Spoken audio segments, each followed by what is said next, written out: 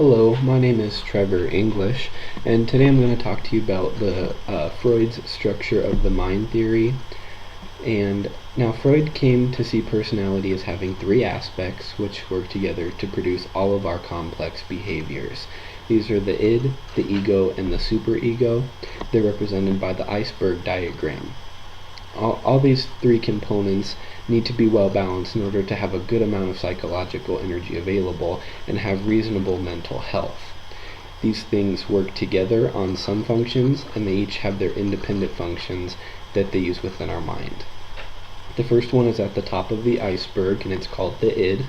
Functions include the irrational and emotional parts of the mind, such as our wants and desires. The id is the primitive mind, and it contains all the basic needs and feelings that we need to survive. It's the source for the libido, the psychic energy, and it has only one rule, the pleasure principle. When a baby's born, it wants things and it gets them from the mother immediately, and that's all that the id does. It's like the child part of the mind. The second aspect is the ego, and it's in the middle of the iceberg. Functions of the ego include the rational part of the mind, and the ego develops out of a growing awareness that you can't always get what you want, so it is in contrast with the id. The ego relates to the real world, and it operates via the reality principle.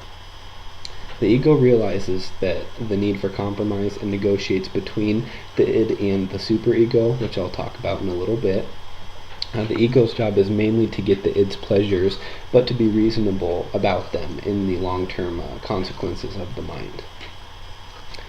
And the last one is the superego. It is at the bottom of the iceberg, and the superego is the last part of the mind to develop, so it develops later in life. We have the id and the ego pretty much when we're born, and then the superego develops a little bit later.